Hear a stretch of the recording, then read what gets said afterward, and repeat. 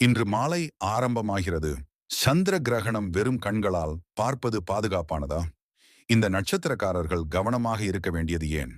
விண்வெளியில் நிகழும் அதிசயங்களில் ஒன்றான முழு சந்திர கிரகணம் இன்று மாலை 3:19 மணிக்கு ஆரம்பமாகிறது.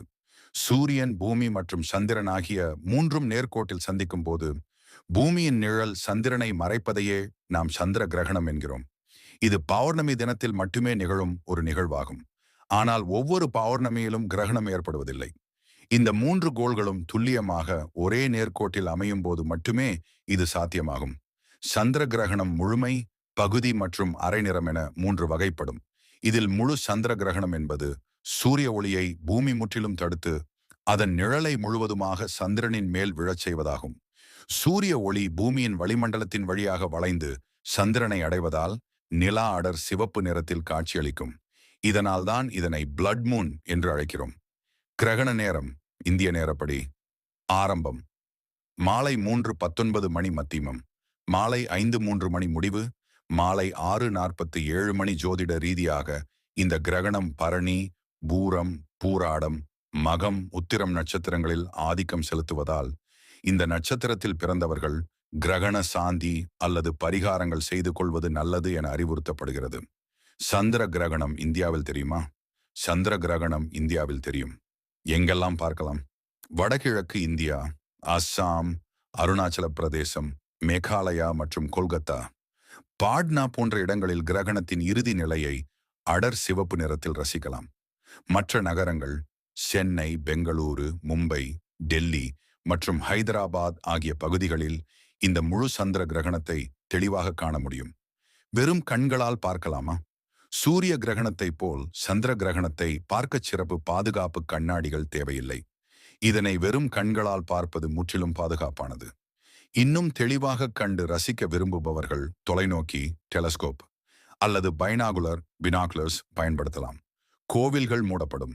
சந்திர கிரகணத்தை முன்னிட்டு பெரும்பாலான முக்கிய கோயில்கள் நடையடைக்கப்பட்டு கிரகணம் முடிந்த பிறகு கோயில்கள் புனித நீர் தெளித்து சுத்தம் செய்யப்பட்டு பின் பரிகார பூஜைகள் நடத்தப்பட்ட பின்னரே பக்தர்கள் தரிசனத்திற்கு அனுமதிக்கப்படுவர். கிரகணம் அன்று என்ன செய்யலாம், என்ன செய்யக்கூடாது?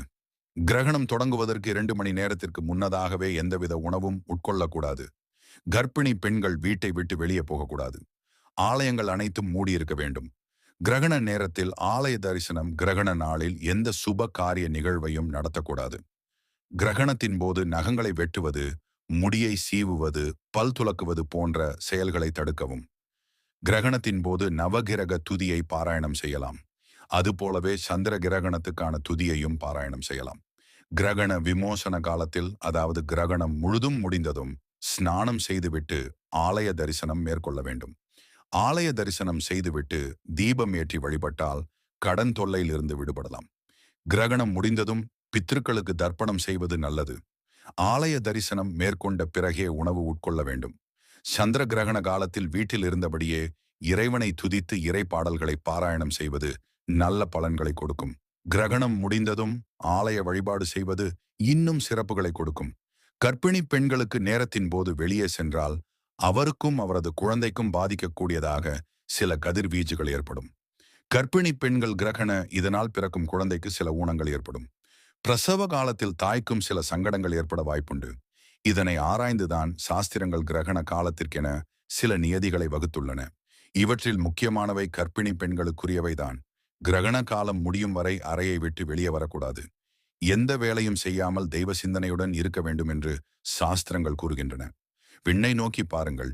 இயற்கையின் அதிசயத்தை ரசிக்க தயாராகுங்கள்.